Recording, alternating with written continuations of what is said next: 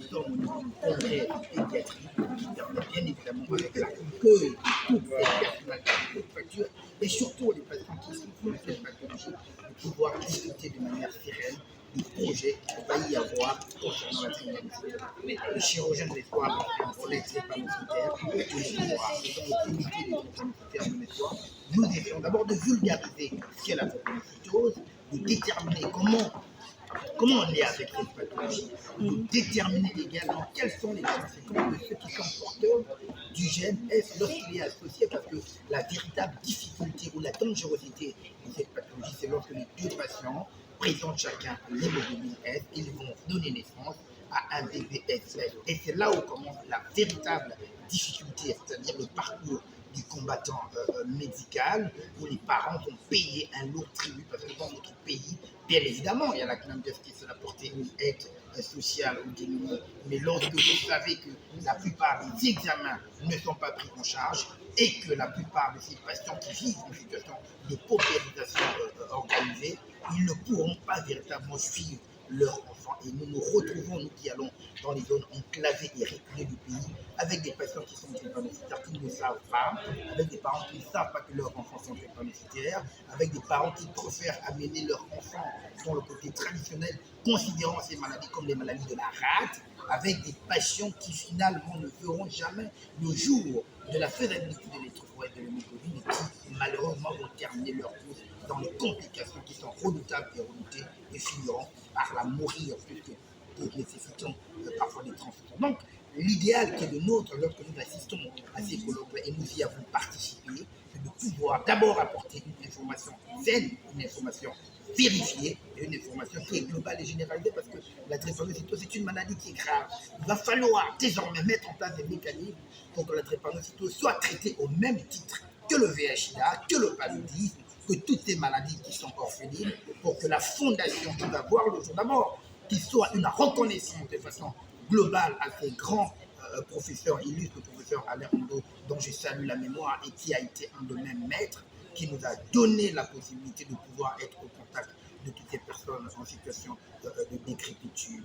Et puis finalement, la chance que nous avons, c'est la fondation Babalière avec la première dame qui ne cesse de ménager des efforts et les hautes autorités sanitaires de notre pays, le ministre de la Santé, le président de la transition, le général Oudiki, qui font de la drépanocytose et des maladies tétaniques dans ce pays un véritable combat. Et désormais, les associations comme l'association qui nous invite ici, la SC Doga, qui a véritablement mis en place depuis 2017-2018 des mécanismes d'accompagnement de ces patients atteints de drépanocytose, doivent pouvoir générer non seulement des fonds, mais surtout des partenaires, que ce soit des partenaires au niveau étatique ou des partenaires au développement, y compris au niveau international, pour que la drépanocytose dans le Gabon soit véritablement un rempart et que nous nous acheminions vers la lutte considérable contre cette pathologie. Voilà, je suis le docteur Bouche, je suis président des chirurgiens d'Espoir et dans le volet de santé que nous avons, nous accompagnons les drépanocytaires. Vous pouvez nous joindre également sur nos plateformes qui existent et vous pouvez demander à consulter. Nous sommes partenaires au sein de différentes cliniques de prise en charge de ces pathologies. D'abord pour pouvoir faire le diagnostic de ces maladies et accompagner dans les différents plans socio-psychologiques parce qu'elles ne restent pas qu'un problème de société, de pathologie hospitalière. Nous avons entendu le témoignage. C'est un véritable problème de société parce que quand vous avez un enfant très pathologique, vous souffrez des affres, du regard de la société, de la stigmatisation. Il est difficile de pouvoir trouver un boulot décent parce que même quand vous exprimez au téléphone, vous avez la bonne oralité, mais quand on vous voit au regard, vous avez maigri, vous avez le faciès publicitaire et souvent, vous ne trouverez pas le job. Donc, il faut qu'on brise ces tabous-là. Voilà un peu le message que je voulais donner ici. Voilà. Voilà. Allez-y, c'est bon.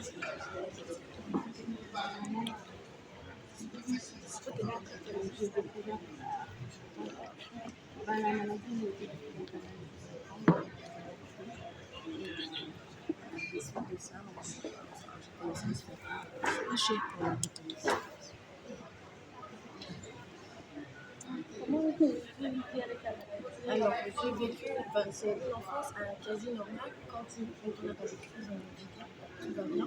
Et quand on a des crises, on a des crises. Mon enfance était rythmée avec les crises. Mais une fois que je sortais de l'hôpital, je reprenais mes cours de cinéma. Juste que j'avais plus de rendez-vous à l'hôpital, j'avais plus de passages à l'hôpital que mes autres camarades. Et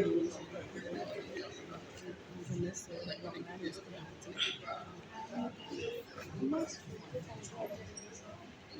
En fait, je suis allée en France parce que le mari et du coup, quand il est venu, c'est pas la catastrophe. La première fois que j'ai fait une crise, il était assez étonné, apeuré de voir un peu la gravité des douleurs et des symptômes que j'avais. Donc à la suite de ça, il a commencé à faire des recherches pour voir des explications informatiques. Et quand on a trouvé un médecin qui a accepté de me voir en consultation, en 2018, je suis partie pour la France. Et c'est de là qu'on a commencé à me suivre.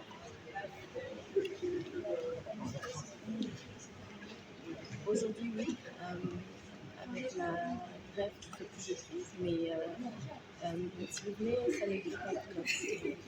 Ça ne guérit pas tout. Donc, toute la destruction que la drépanocytose va causer entre 5 ans et 37 ans à l'âge de la grève, je vais garder toutes les séquelles de la drépanocytose. Une fois qu'on a fait la greffe, on n'a plus de crise, mais on garde, si vous voulez, par exemple, le stylométrie, la rétinopathie et tout ça.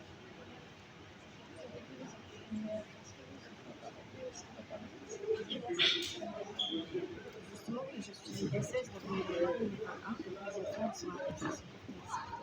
Ils ne font pas la maladie. Fabienne, pourquoi vous l'interrompez? Prenez le président aussi des chemins de poire, le président de la drépanocytose. Non, c'est pas chez Moi j'ai un volet très C'est un témoignage, je sais. Je voulais savoir quel conseil vous pouvez donner aux personnes qui souffrent de drépanocytose, mais aussi à leurs parents qui ne connaissent pas cette maladie-là.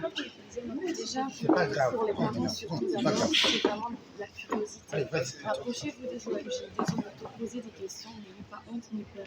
Parce que souvent, les gens ils vont se dire, oh, vous avez. Donc, plus vous en faites, mieux vous serez informés. Parce que l'information peut vous aider à sauver votre enfant. Et aux enfants?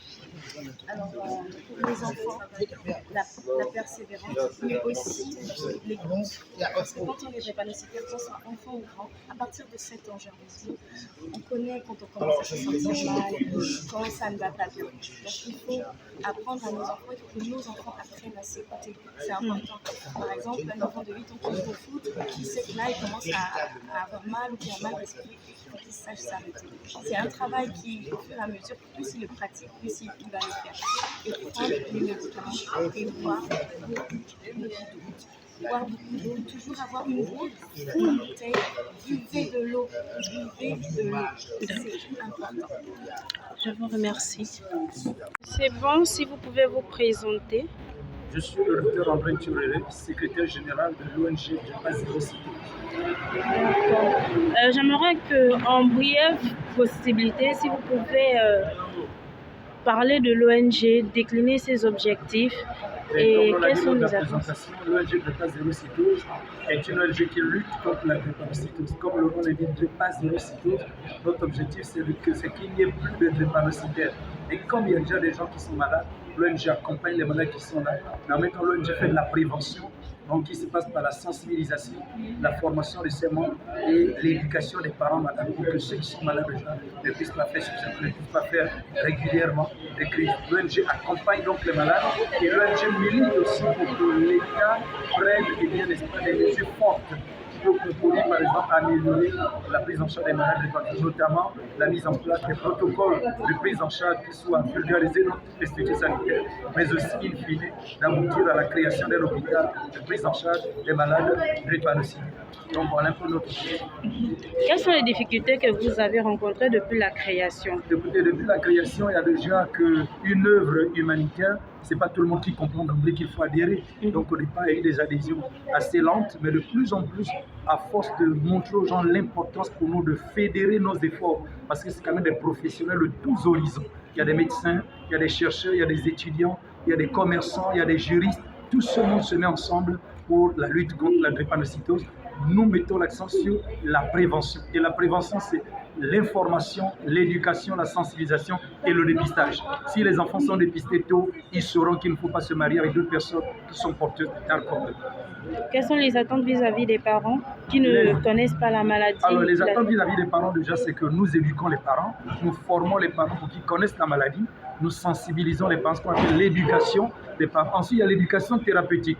Une fois le malade est mis sous traitement, il faut que les parents les accompagnent pour savoir gérer, n'est-ce pas, les différentes crises et savoir à quel moment il faut gérer la crise à la maison, il faut amener déjà le malade à l'hôpital. Donc, notre attente, c'est que les parents maîtrisent la maladie de leurs enfants et qu'ils accompagnent leurs enfants, que ces enfants, qui souvent sont abandonnés, stigmatisés, ne soient plus jamais stigmatisés. Vous avez un mot pour les enfants qui souffrent de ça? Le mot que j'ai pour les enfants qui souffrent de ça, c'est le même mot que nous avons au niveau de l'ONG, pour dire que l'espoir n'est jamais perdu. L'ONG est là pour mettre un sourire aux lèvres de tous ces enfants et donc nous les accompagnons tant sur le plan social que sur le plan scientifique, que sur le plan médical. Ce que nous pouvons faire à notre niveau pour les accompagner, nous allons les accompagner. Mais que les enfants sachent qu'il y a une ONG qui travaille pour l'amélioration de leurs conditions de vie et leurs conditions de prise en charge. Encore bien merci à vous, Monsieur Dr Ntchorere André, secrétaire de l'ONG DREPA 0, secrétaire général de l'ONG DREPA 0.